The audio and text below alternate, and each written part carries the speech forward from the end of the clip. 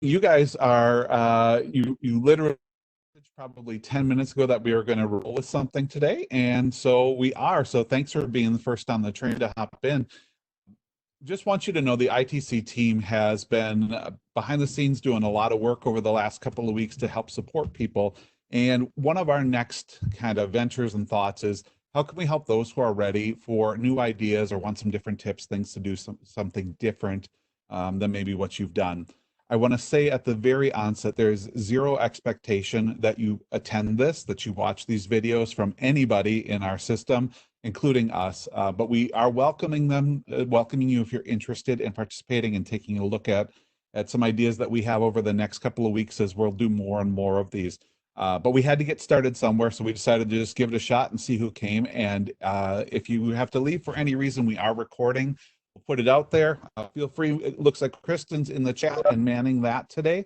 So if you have questions in the chat, you can do that. We will keep this short and sweet and to the point. But today I wanted to talk with you just a little bit about some ideas for those instructional videos that you've been creating. So I'm going to go ahead and share my screen here. And Kristen, can you just give me a thumbs up if you can see my screen? Cannot see it yet. You do not see it this way. I can see it. I can see it. Okay, so it's starting to Got come your in. slide deck. Okay, all right. Okay, so we have more and more people making more instructional videos than ever, and some people more than they've ever thought they'd make in a lifetime. And so as we're starting to make more of these online videos for students to engage with, we wanted to just give you a couple of ideas and some tips for maybe making those videos just a little bit more engaging. Believe it or not, students sitting in on a 45-minute lecture video tend to fall off of the train of thought a little bit, and sometimes the completion rates fall away as well. So I want to just give you a couple of ideas of things that you could try. Before we get too far into it, though, we really want to start with this piece. So we know that the world is in a crazy place. We are feeling it. We know you're feeling it. We know students and families are feeling it. So I just really want to say from our team to yours, thank you so much for continuing to offer some calm and some routine and some hope to our students. It's one of the best things we can give to them. And so thank you for continuing to do that, even though we know that you're dealing with your own challenges and issues and concerns and feelings. So thank you for doing that.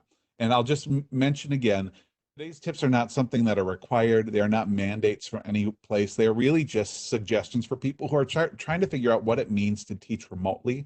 Our team is also learning how to teach remotely and trying to give you more tools and ways to get there.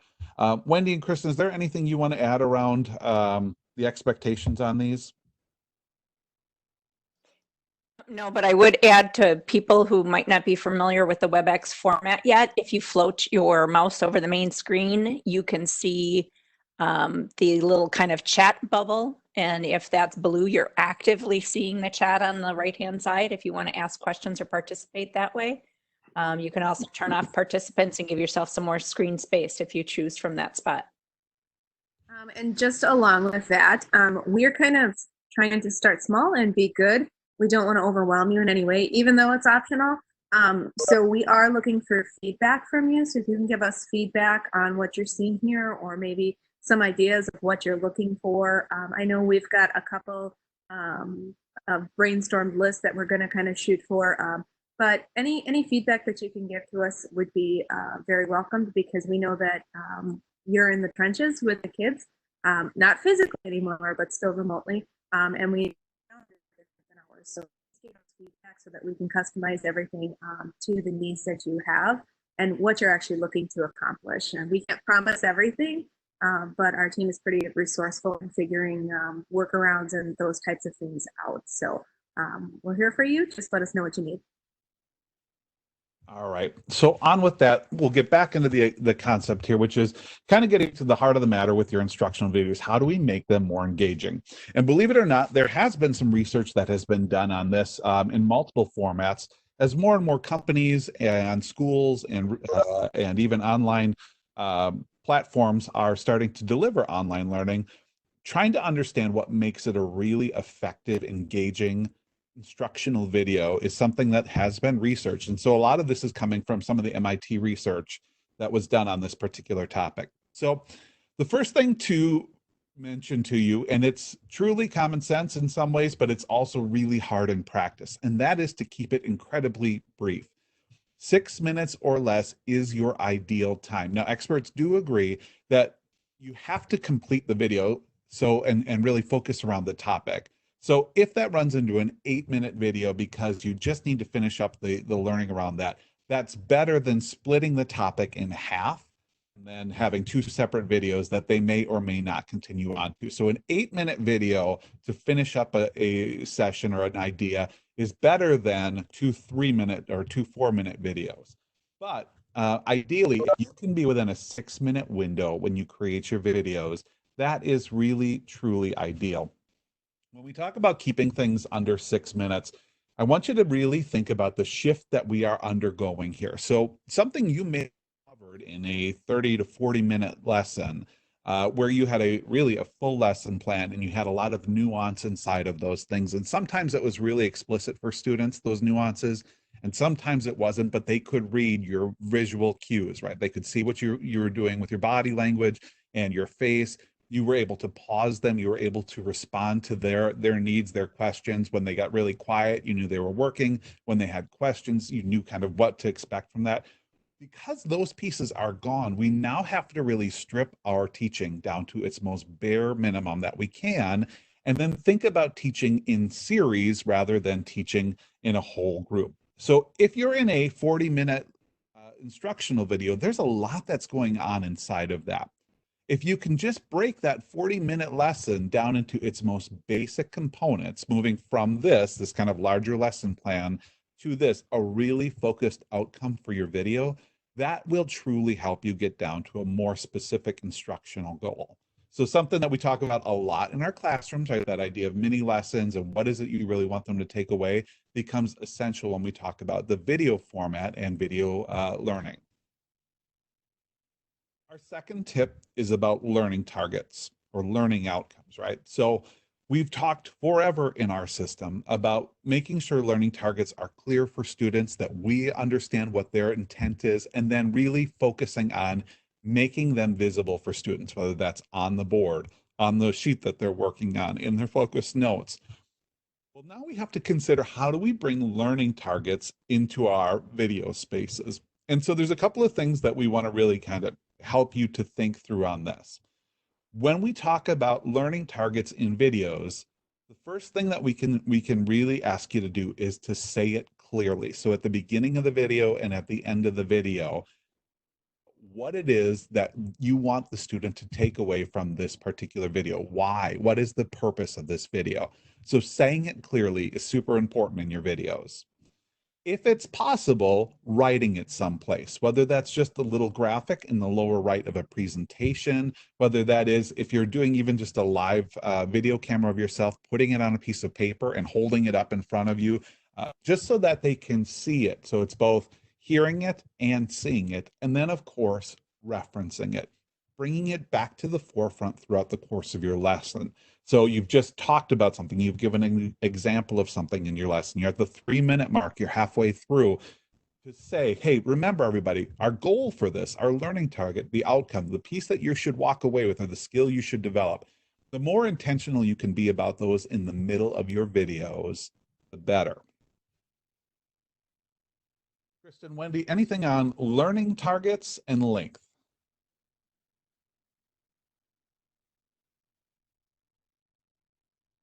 Had myself muted.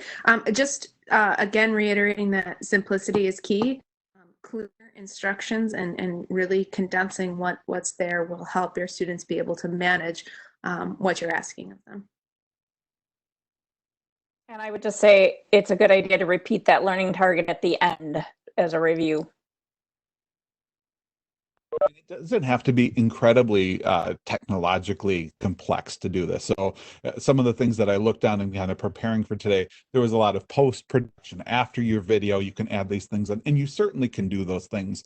But even if you just do it at its most basic level by using your iPad and using it as a dock camera, putting it over the top of something and writing it down might be enough to get us through. The idea is to make that learning target really present for learners. Okay, so this one comes into, point 3 comes into the heart of the research, which is being present. So across the board, when we look at the research around instructional videos, those videos that feature the instructor, you, the person who is talking to the students, are far more effective at engaging them over those videos that just have, for instance, a slide deck. Now, this is going to rub some of you the wrong way, and it's going to get kind of cut to the core of things that you may not feel comfortable with. Being on screen, being on camera might not be your strong suit. It might not be the thing that you love to do, and it may, for some of you, create a great amount of anxiety. So we have to kind of balance these two, because you being anxious and nervous on screen isn't, of course, something that you necessarily want to put out there to the world either. But understanding that even if it's just for a short snippet of that, it's a way for you to video that's really truly ideal. Now, what if we're just doing some sort of a basic screencast kind of thing, right? How do we do that? I'm going to do a screencast of my presentation. Really, from your Mac, something just as simple as using on your Mac photo booth, and opening that up sometimes can do it, or using QuickTime in the movie camera can do it. Just by putting a little, dragging them out, getting your camera working, and then as you do your screencast, being able to have them side by side might be helpful. Now, there are online sources and tools that you can use to build some of these, tutorials if you're looking for ways to do that. If you're working on your iPad, really the easy way to do it is in something like Explain Everything. But the idea is, if you can even just get pictures of yourself, you really want to be able to engage students through that format, and seeing you is the way that we do that. You guys have anything to mention around being present, tips you have around how to get yourself into the presentations?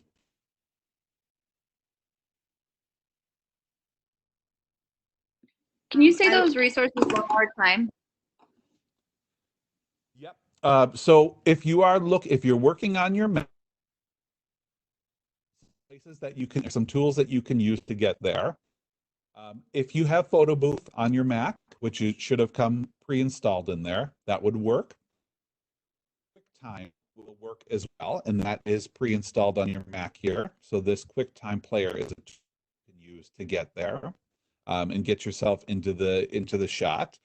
Also, if you're working on your iPad, obviously you can just use the camera feature that's there.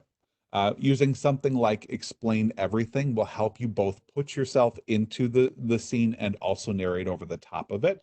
So Explain Everything is an app that we have that's available to students and staff. That's a really great way of getting there. Even something as simple as bringing up like the FaceTime app on your Mac. And hopefully I don't lose video in doing this. But something is this, right? So that over a little bit.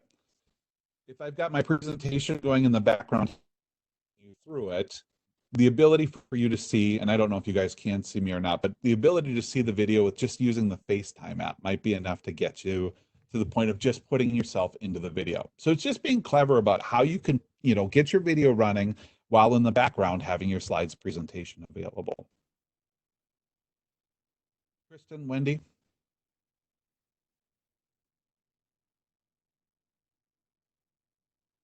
I think it's good. I think that touches on enough of the tools for today, and so gives teachers in our district a really good platform to start, because we have so many of those capabilities both on the Mac and iPad. And if you're at all interested in looking at the deeper the deeper MIT research, we do have the link available here, so we'll get that into the chat. Okay, so the next one that I want to point you to is this. So let's say that the getting you into the presentation is not something you're comfortable with. The next alternative we can make, or the next decision we can make, is even if you are not present, some of the research talks about the ability for students to at least see on screen either animation or annotation or drawing over just a stagnant slide deck is really key. So I'll give you the example here. I'm in Google Slides here presenting, and I have the ability to turn on my pointer. So you should be seeing on your screen now the pointer moving around, right? So this is even more engaging than just that stagnant resource. But we have a lot of great tools to help annotate over the top of a presentation. Again, I'll draw you back into Explain Everything working. We use Keynote on the Mac, and Keynote, when you're in present mode, has a lot of annotation tools and draw over the top kinds of tools. So if you're screen recording any of the Mac apps, Keynote would be a great one for using that kind of presentation. Or even in Google Slides, you can see I've got a little bit of ability to do some annotation over the top of that.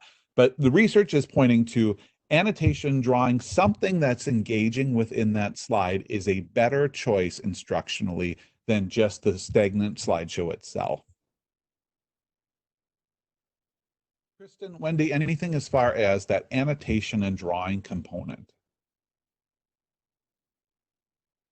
I don't want to add another thing to this, but I've seen a lot of people also using their screen and mirroring their screen, a way that it can become kind of like simultaneous and interactive for students is by using Jamboard.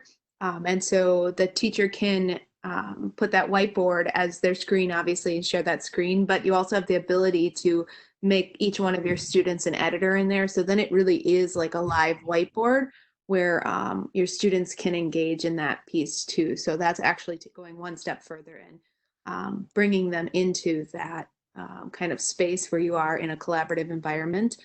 So that's just one other way that I've seen teachers who are making things a little bit more engaging for their students. So it's not just sit and get, but it really does pull them in and have them actually get something started together and work together collaboratively, whether it's like a, hey, we just talked about this, let's do a post in a like a shout out board, or if it's actually like drawing out an equation on that visual board. It really is a nice piece for them to be able to see that and engage. And while we're not together personally, I think a lot of our students are missing that interaction. And so without having to see their faces and see all their faces at one time, you can still hear their voices, not literally hear it, but hear their voices in what you ask them to contribute to the shared white space. Just so you can, Kristen was talking about Jamboard. That is a Google product, which means our students do have access to it. And when we talk about some of these instructional videos, so Jamboard being one of them, the instructional videos, one of the keys also being able to get students in. So having their ideas and sharing them, engaging them with something like Jamboard, but then also maybe even bringing their ideas into these videos might be kind of a nice next step around how to bring them and make them a part of the experience. Just a quick add on too, Brian. One of the things with being able to annotate is it really does help pull their attention in and keep them focused on what it is that you're doing on the screen while you're recording. So that's just a nice way to make sure that you're keeping the students engaged in what's happening. All right. So the next side of this is a key piece, and it's one that we might not necessarily feel super comfortable with on our own when we're talking about video, but it's something we do a lot more commonly in our classrooms, and that is just simply showing your personality. I'll give you an example of somebody who's showing their personality. There is an instructional tech coach, fairly new to the position out of Pewaukee. And Colleen every day is putting on Twitter. She must have an enormous collection of teacher-focused t-shirts. So that's become the thing now. Whenever you see her on Twitter, you find, what's her newest t-shirt that's there. Anything that you can do to show personality and bring some of the fun inside of these might be a really key characteristic for the students. A teacher a number of years ago used to just change hats every time. He had an enormous collection of hats, but every time he was in an instructional video, he would show himself and he would have a different hat, a different place in the house, something that will engage them. In the world of tech, they call this Easter eggs, right? Things you can hide that people can find inside of their videos, little fun pieces that make it a little bit more engaging. On top of that, when we look at the MIT research, they really focus on keeping the conversation moving. So don't go too slow and really try to be dynamic. They will keep up with you. If they miss it, they can hit replay and come back to it. One of the true benefits of video. So really keep it high energy, keep it moving, hide those Easter eggs, and show your personality through that. It might feel uncomfortable because you're putting this video out for the world, but really you're not putting it out for the world. We have made, oh gosh, I don't know, you guys, we've probably made hundreds of these videos at this point. And no matter how many times we mess up, no matter how goofy we get in some of these videos, we have yet to really get bombarded by anybody as getting hit with, hey, this is a terrible video. It's almost always a positive, and people are almost always saying thank you when we put out videos that are in support of. Your students will do the same.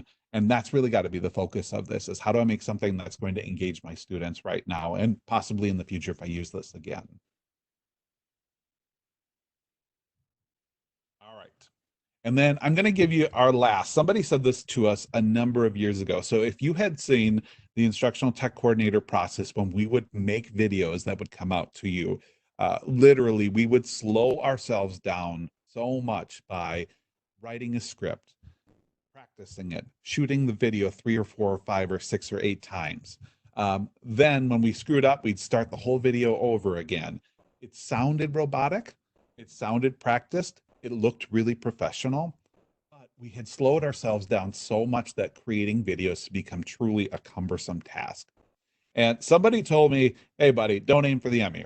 And it really has stuck with me. So when you hear us be very candid and not always super scripted out in every video that we do, it's largely a decision we're making to trade off this really professional output for something that's supportive and useful for people that might have a few ums and ahs, a few errors in where we go. If it's terrible, I certainly will refilm or re-record something or cut pieces out. So there's no doubt we do that from time to time. But for the most part, when I create a video, 1 or 2 takes is the most that I will do, because we ultimately just need to get it out into people's hands so they can do something with it. So really try to be as authentically as you can and be imperfectly you. It's okay to make mistakes in these videos. Your audience is incredibly forgiving because they're so thankful to have something to connect with you on. Kristen, Wendy, any thoughts around those last 2 topics, personality and don't aim for the Emmy? I would say one of the things that I've spoken with a lot of staff about is if you were in the classroom, you are going to misspeak about something. You are going to have to back up and reiterate what it was that you said. So don't be afraid to do that in the video either. It really doesn't matter to the students out there, and it's way more like yourself.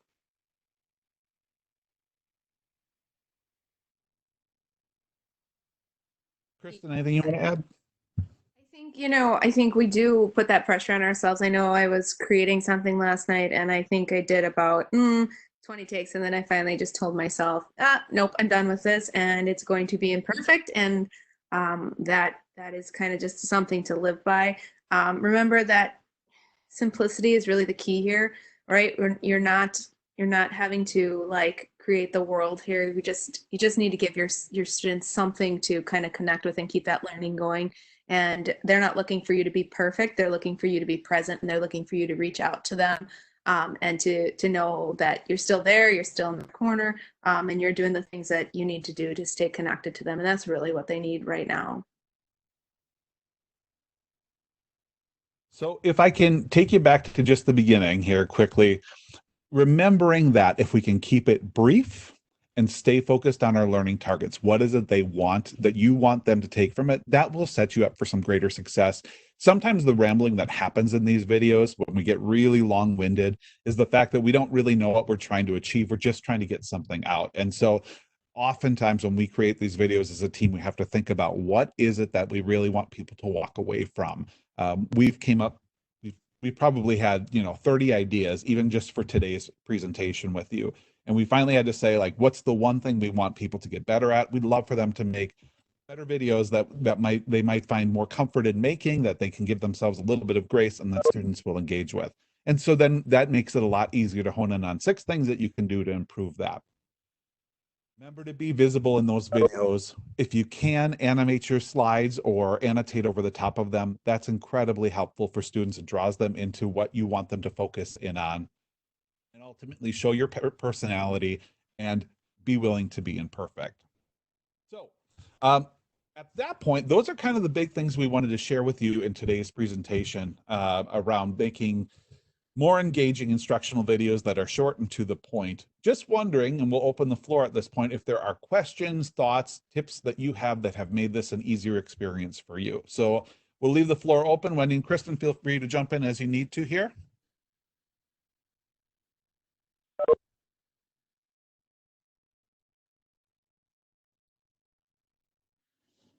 I've also used clips on my iPad to do a couple little quick videos for the kids, which has been easy. So clips, can you talk just a little bit more about what that is? Sure. Clips is one of the apps that both the kids have and that we have.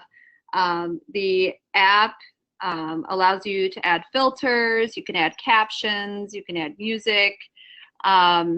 And so it's kind of nice. I just made one this morning that was just kind of silly. I've been kind of making one every Monday, like a welcome to the week type of thing. And it was tips from Mrs. DeYoung, and saying like, all right, get up in the morning, make sure you get ready for school. Going over the week, that we're having a 4-day week and we're running a Tuesday schedule today. But it's easy. You just hold the button and you can just record yourself. There's lots of YouTube videos out there that can help you and guide you through. And I think there's more features, like if you're using like a newer iPhone. I do know that because when I used it in class with the students, like they have background scenes, like you could pretend like you're in the city and stuff like that. So just kind of a fun thing to add some. And if you don't like being on camera, you can also make yourself into like a almost cartoon or black and white or whatever you want. So it's kind of a fun app to use to record those videos. I just haven't gotten to the point where I can record a video with another thing going on yet, but you can put a clip of like a diagram.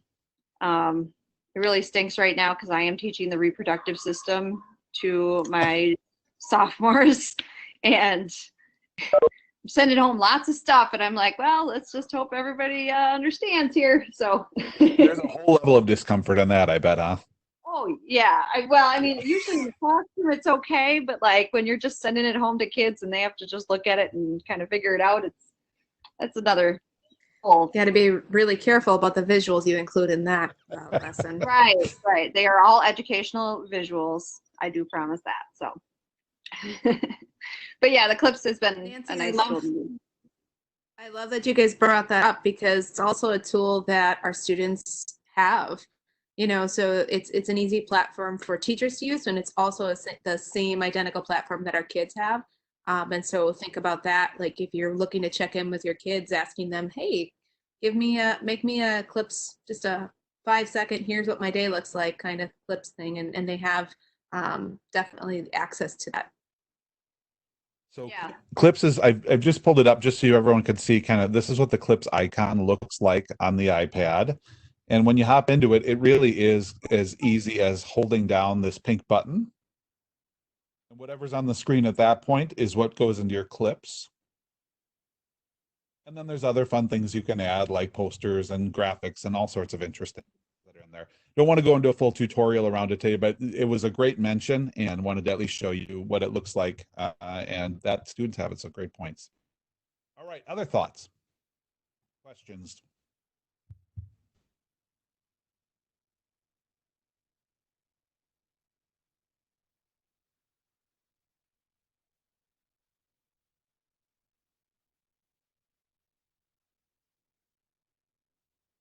I think one thing that I've gotten really good at during this whole like virtual learning thing is wait time. I take a long time, but like, over the virtual like meeting space, it feels like even longer. So I have to practice really being like, okay, I know it seems like 5 minutes, but it's only really been 10 seconds.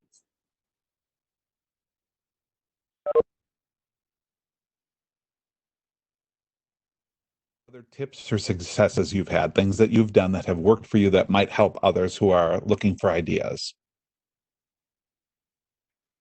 I would add in for those of you that are thinking about recording and doing videos is microphone helps a lot, the quality, and being able to kind of focus that sound rather than just being in your room chatting does help.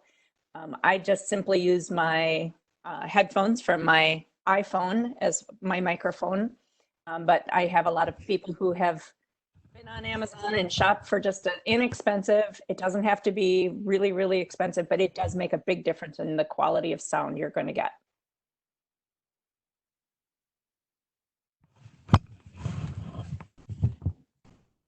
I think it's kind of key to remember too that when you're creating your lessons, your mini lessons, that can be something that is prepared ahead of time.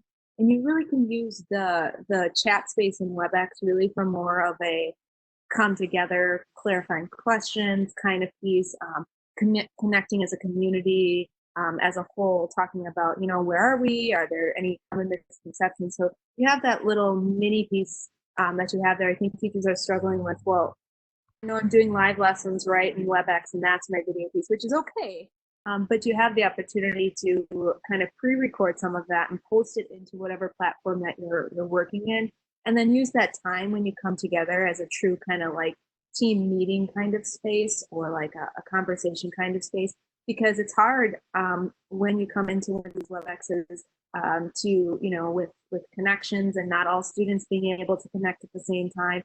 The likelihood of them coming in and watching maybe like a 3 to 5 minute video on a key learning target from that day is much more likely than if they had to miss the live section of your class or the live conversation. They're a lot more likely to watch that than they are to come in and watch, I think, what are we on here, like 35-minute video just for that one part. So kind of keep that in mind too, is that those mini lessons can really be that educational piece, whereas the WebEx portion can be that connection piece where you have the opportunity to kind of clarify thinking and clarify instructions or just connect with your students versus actually teaching a live lesson through this venue. I have to agree with you on that one, because also as I've tried to have different WebEx meetings, the conflict comes up that, oh, I know that so-and-so's in a math meeting right now. Well, I don't know when all the other teachers are having their meetings. And we have no way of really communicating that at the school level. So it's very difficult. Like I'll get maybe 10 every time I do a WebEx meeting out of my 20-some students. So it's not, to me, I was trying to think of other ways to do stuff, because I'm like, that's not a reliable source, because I don't, even if I give them a day heads up, they might have another class too. So so I like the idea of videos versus that for content. Absolutely, Nancy, a really good point. It also helps our students who need to come back and hear something again, have that content available for them for review. So it can be really important to have it recorded.